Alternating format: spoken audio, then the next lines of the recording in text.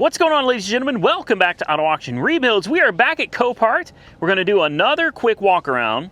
And for those of you that are upset that have been showing enough trucks, we're going to start out today with a truck. Here we have a 2007 Toyota Tundra. Says it doesn't run. It's got some hail damage. It's got some minor body damage, but oh. Okay. If you guys didn't see it, well, let's just continue on. Yeah, this isn't going to run. Most likely not. I'm going to guess this was either a theft recovery or it was a theft attempt. Oh, wait, no, I remember this damage. I wasn't worried. This damage I don't care too much about. This may be a deal breaker for some, but I wasn't feeling like this was all that bad. You know, it's a work truck. Not for me. Not for me. I've already got my work truck, and it's sitting over there. So this was like, yeah, I don't care. The interior looks pretty good. And the door closes. Just got a little bit of side damage. Obviously somebody raked it across something there. Huh. You guys see the damage yet? I don't know. This definitely looks like a theft. Definitely looks like a theft. If it's not, then it was absolutely an attempted theft. Says it's got no odometer. Take a look at this. So someone smashed out the window. All right. And they got in the truck. And then they proceeded to rip all of this apart. And then they wrapped stuff around here. And then they took apart this. That's your ignition switch. Oh boy. We got wires disconnected all over the place. I think that one's broken. Oh, I don't know. I don't know what any of this goes to, but yeah. The chances of this one running, I'm gonna say, are slim to none. Now, if you fix all of this, I do believe it will. I do. I believe this would run. I just don't think it's gonna run like this. There's supposed to be that piece, and that's probably where this goes, or this, that reads the chip in the key here, right? And without that, I don't see any possible way for this thing to start. But we can go ahead. Well, they completely cracked the ignition. Look at that. They busted it. Yeah. Guys, let's go ahead and throw a jump on it. Let's just see what it does. You know, maybe it'll at least crank over or something. There's only one way to find out. All right, I got the booster pack hooked up. There are no lights coming on inside the car, but we do have a door open light there, so that's a good thing. I'll take the key and I'll try to just, well, yeah, easier said than done. Let me see if I can sit you guys right here. And we'll just kind of,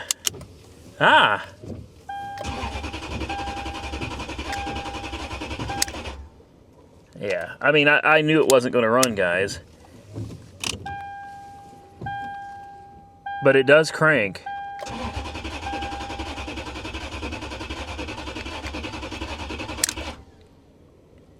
Try it one more time.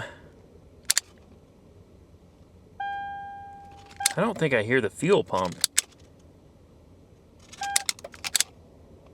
Huh.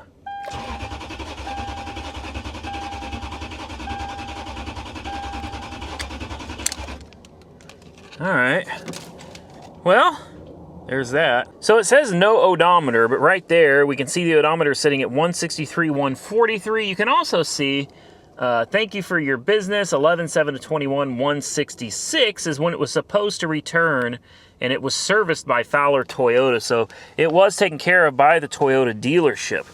So that's a good thing. That's a good thing. It's been obviously loved and well serviced, and if you could just get the pieces for this back together, and probably just have to get a whole new, you're gonna have to get a new steering column, and I'm sure that's extremely expensive. A new key, coated and all of that stuff, that's gonna cost a lot of money as well. So yeah, maybe that's why it's totaled, I guess.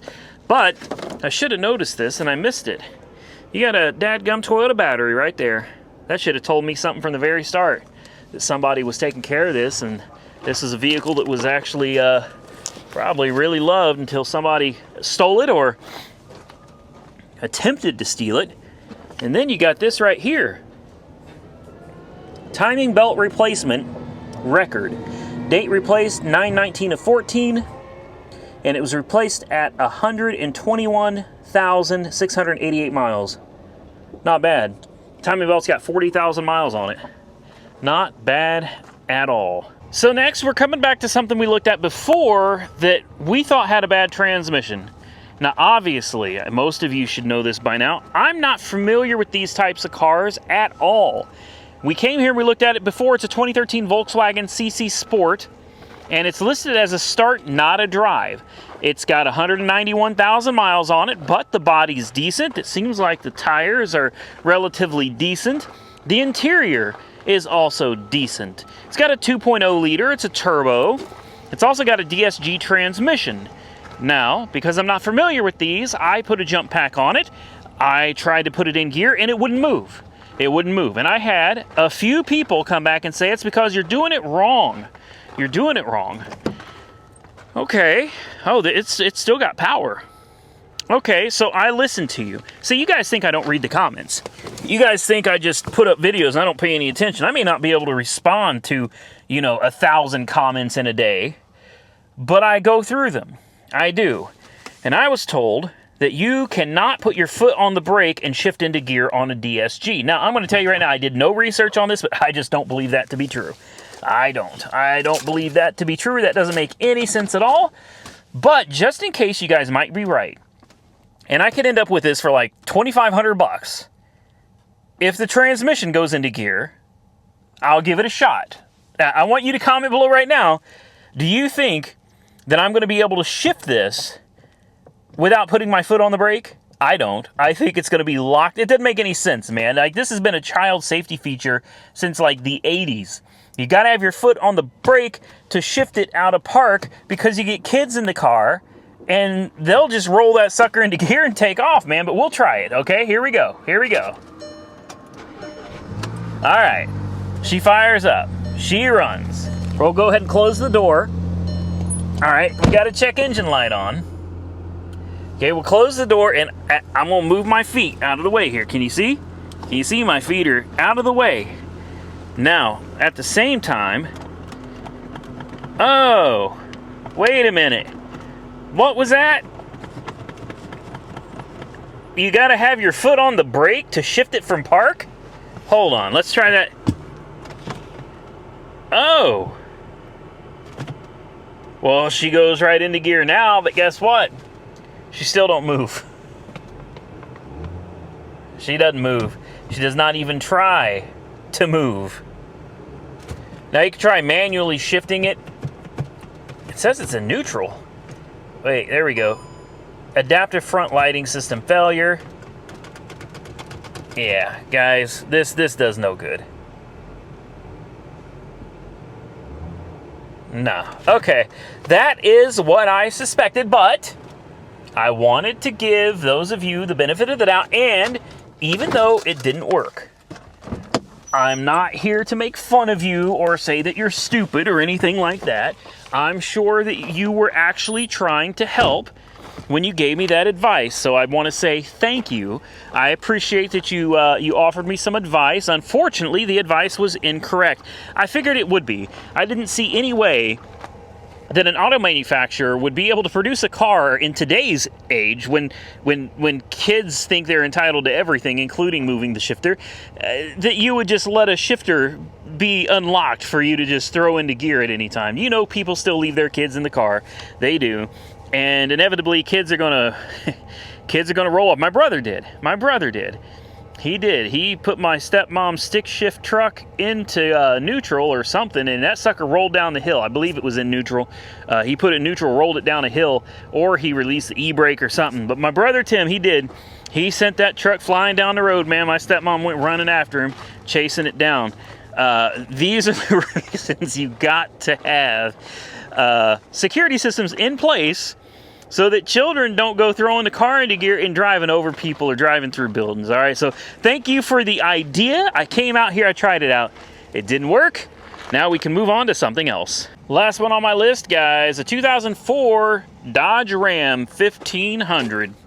I know, you see the OBS over there, and no, we're not gonna look at that one. It's not up for sale yet, okay? This is a non-runner. You guys know how I love coming out here and checking out the non-runners. Now that's got mechanical, non-runner mechanical with 192,770. I wonder what engine this has got in it. Probably the 4.7 liter. I think that's what it is, 4.7, 4.8. What's interesting about this one is somebody had just put a brand new, I mean, these are no joke, legit, brand spanking new tires on this truck. Well, I'd like to see the date code. I would. The DOT code. I would love to see that. Yeah, somebody just put brand new tires all the way around it, and then they sent it down the road. So I'm gonna bet this one probably really does have mechanical damage. You can see there are spider webs under here. Can we get you under there? Look at that. All right, so she's probably been sitting a while. Does make me wonder what happened to it though. Huh. Man, somebody spent some money on them tires too, and then just send it down the road like that. You know, the interior it's pretty dirty. It really is. It's pretty dirty. The body's got dings all over it, which is perfect for a work truck. Windshield is cracked right there, right down the, I don't think you guys can even see it, but right there in the middle of your screen. Hopefully you can see that a little better. Cracked pretty badly down there, and then it just kind of follows it up all the way across over here. Dashboard is intact though. Well, what happened to you? What do you guys think? Like, maybe, here's gonna be my guess. Oil starvation, locked up motor. That's gonna be my guess. All right. Let's see what's under the hood. I'm gonna bet that it's that 4.7. Oh, it is. It is. I knew it would be. I knew it would be. Let's check the oil. Oh. Well, I mean, she's got oil, and that oil's golden. Okay. Huh. Well, now I don't know. Now I don't know. Trans? Bright pink? Okay. Huh. Hey, I'm intrigued. I'm intrigued. What about coolant? Now, you know when I'm serious about a car because I really start checking the fluids. Damn. Ugh. Here we go. Good Lord. Full and green. Okay, so she's got some good looking fluids here, guys. Wonder if by chance someone has maintained the power steering as well. Fluid's actually very clean. Look at this. Look how clean that power steering fluid is. Okay, so somebody has maintained the power steering fluid as well. Huh. So my guess is that this has been like, this is a well-loved vehicle right here. Somebody has taken really good care of it. Now I can't get the damn power steering fluid cap back on. That's great. Yeah, she doesn't want to go back on. She's catching on one side there. There we go. There we go. We got it. Okay, now she's dead as a doornail. We'll go ahead and throw the jump pack on her here. And let's see what she does. Mechanical damage. That just sounds so bad, but it could be something so simple. It could just be a starter. It could just be a starter, right? Probably not. If someone put them tires on it and then sent it down the road, probably not going to be a starter. All right, here we go. See what it does.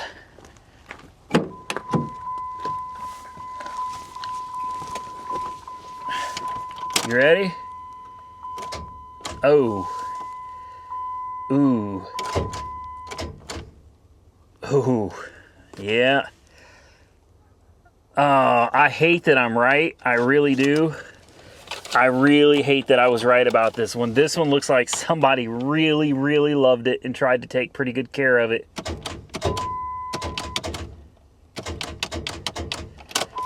Nope. That's a wrap, guys. That is a wrap. Damn, of all the cars, like, this is one I really didn't want to be right about. I really didn't. But this 4.7 is just notorious for oil starvation, man. Ultimately, this has been the fate of many of these 4.7 Magnums. That is not a starter issue. Ooh, those cables are warm. Yeah, that is not a starter issue. That is a locked up engine issue, 100%. And she's full of coolant, she's full of golden oil and clean transmission fluid. So somebody tried. They did. They tried to take care of her, unfortunately, man. And I'll also say this, because I know people think I'm ragging on the truck, and I'm ragging on this 4.7 liter engine. But the fact is, it made it 200,000 miles, right? Or close enough. 192,000 miles she made it. You can't really complain too much about that, guys. 200,000 miles, she put in some work. She really did. I'd say she lived a good life, and it could probably still be a great truck if somebody puts an engine in it. No bidding today, guys. There was nothing that I really wanted to bid on, but stay tuned. I think there's 1 or 2 cars in the next video that I might just be interested in bidding on. And you guys probably gonna think I lost my marbles. When you see the thumbnail, you're not gonna believe it. I guarantee you, most of you younger people, aren't even gonna know what it is. You never seen one before. And the older ones of you are gonna be remembering this car, and you're gonna be like, why would you? There's a story to this car. It's another one of those things that kind of holds a special place in my heart that, honestly, I forgot about until I saw it sitting here. And it took me back to like 1984, and a flood of not so great memories came in, but it was a traumatic childhood experience, and I'm gonna share that with you. Stay tuned. Don't miss the video of the white Chevrolet hatchback. It's gonna be interesting.